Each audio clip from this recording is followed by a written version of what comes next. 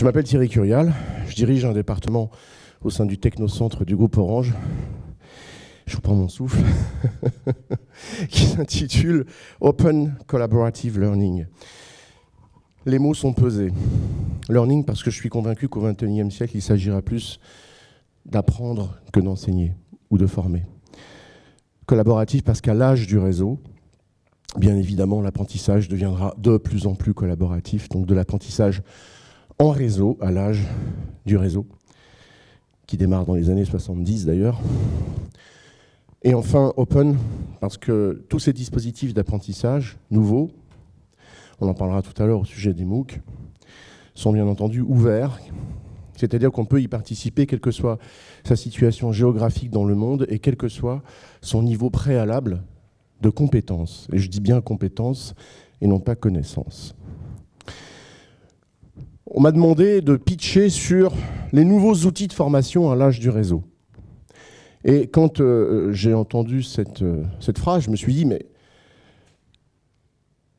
former, outils, tout ça, ça me fait penser à la formation, en effet. Former, enseigner, instruire, former, c'est pas très loin de formater. Enseigner, c'est pas très loin de transmettre ses propres signes à autrui, alors qu'on vit dans un monde où on le voit bien, chacun voudrait construire ses propres signes dans cette ère numérique. Et enfin, instruire à une petite dimension paramilitaire, l'instruction, etc. Tout ça me fait penser au modèle de renseignement vertical descendant de 1, la figure du sachant toute puissante, vers tous. Et il s'agit de l'acquisition de connaissances avec un principe, c'est la passivité. Je me suis permis de reformuler la question qui m'a été posée sous la forme de les nouveaux outils d'apprentissage à l'âge du réseau. Ce n'est pas la même chose que la formation. Pourquoi ? Parce qu'on apprend en pratiquant. Et vous savez très bien que 90% de vos compétences ici même sont développées parce que vous tissez des liens sociaux avec d'autres dans un milieu qui est fait de techniques et d'autres personnes avec lesquelles vous interagissez en réseau et non pas de manière verticale descendante. Et cela, ça vous permet d'être actif, vous êtes en activité, et c'est parce que vous êtes en activité que vous développez des compétences. Qu'est-ce qu'une compétence ? Une compétence, ce sont des savoirs, donc des connaissances. Jusqu'à présent, on a quand même isolé les connaissances des compétences. Donc ce sont des savoirs, des savoir-faire, des savoir-être, des savoir-faire-faire, des savoir-faire savoir, et des savoirs mobiliser tous ces savoirs dans une situation qui nous offre un problème à résoudre, et nous allons le faire avec d'autres. Donc, voilà, quand on reprend la vraie définition d'une compétence, et quand on voit qu'on développe des compétences parce qu'on est en activité, alors je me suis permis de reformuler la question qui m'a été posée, les nouveaux outils d'apprentissage à l'âge du réseau, et non pas de formation. Alors tout ça, ça se passe quand même dans un sacré contexte, cette histoire de développement de compétences. Premièrement, il s'agit d'une digitalisation, numérisation, tout ce que vous voulez, généralisée dans toutes les activités humaines. Et cela passe par de la dématérialisation, de la désintermédiation. On parle d'ubérisation aujourd'hui. C'est une forme ultime de désintermédiation. L'automatisation et l'algorithmisation. Vous le savez très bien que dans les 10 à 15 prochaines années à venir, nous côtoierons des robots. Il y en aura peut-être ici dans cette salle, si je suis encore là dans 10 ans pour tenir le micro. L'algorithmisation, vous savez très bien ce que c'est. Il y a partout dans notre environnement des algorithmes qui font du calcul en permanence. Dès que vous utilisez un smartphone, un ordinateur, une télévision, une PlayStation, il y a des algorithmes qui calculent en permanence. L'obsolescence des compétences, bien évidemment, à cause de cette numérisation généralisée de nos activités.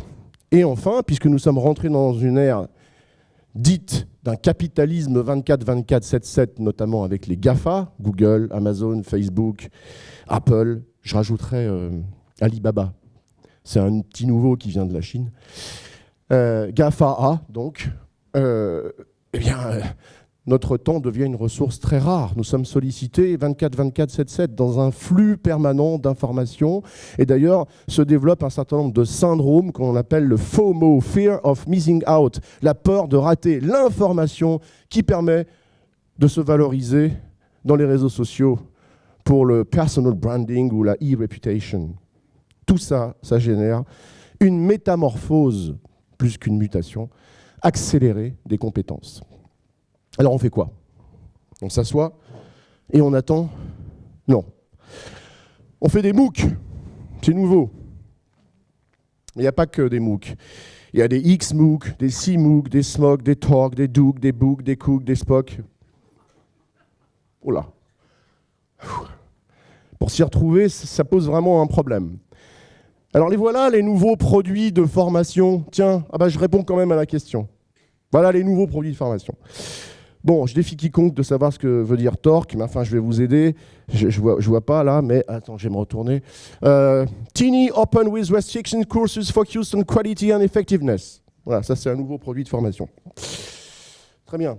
Alors, quand même, avec cette histoire de digitalisation, numérisation généralisée des activités humaines, un produit de formation, ok, on est du côté du stock de compétences, de connaissances à transmettre, et donc du stock de connaissances à acquérir. Et travailler est différent d'apprendre.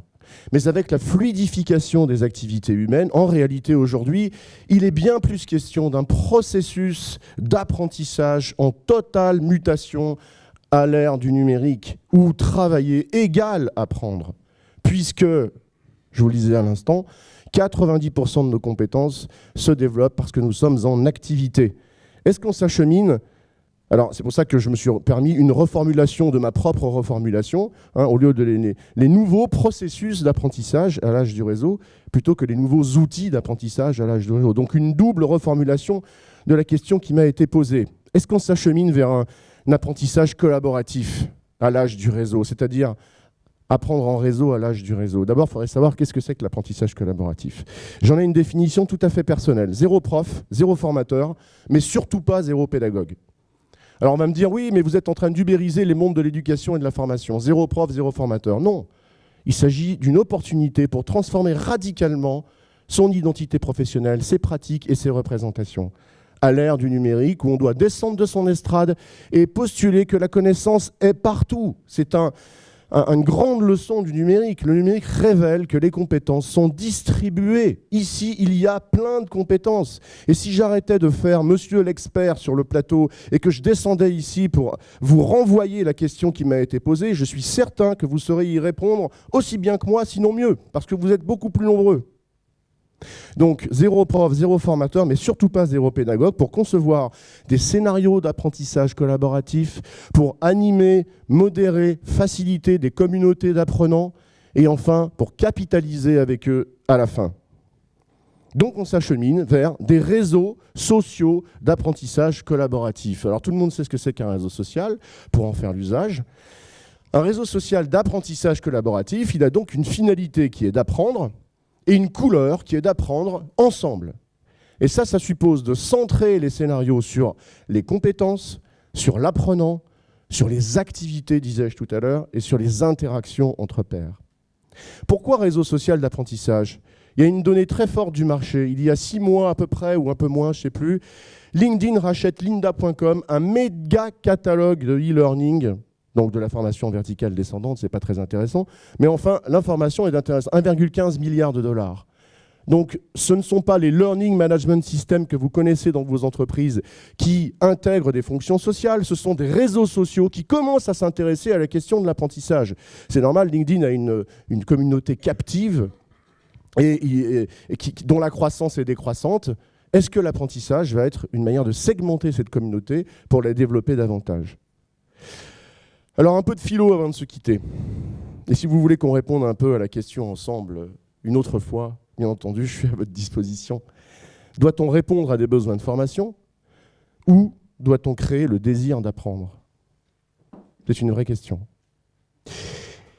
Et pour vous donner un peu de vision sur le futur de l'apprentissage et donc du travail, si apprendre avait un autre goût à l'âge du réseau, un apprentissage plus informel, plus communautaire, non linéaire, on butine, démocratique, collaboratif, anthropique, inspirant et émancipant avec des valeurs fortes, autonomie, diversité, ouverture, interactivité, ludicité et durabilité. Et finalement, pour terminer, qu'est-ce qu'apprendre? Apprendre, c'est deux choses essentielles. C'est explorer et jouer. Quand on joue au papa et à la maman, on joue sérieusement quand on est un enfant. On joue sérieusement parce qu'en fait, on explore des rôles sociaux par mimétisme. Et cette exploration par mimétisme fait que l'on se construit soi-même dans un rapport avec d'autres, avec ceux avec lesquels on joue, et cela, ça nous permet d'apprendre ensemble. Comme tout être vivant. Et je dis bien tout être vivant parce qu'il n'y a pas que des êtres humains sur Terre, il y a plein d'êtres vivants, et parfois, ces êtres vivants apprennent ensemble en jouant. Qu'est-ce que ce petit tigre et cette petite fille sont-ils donc en train d'apprendre ? On ne sait pas.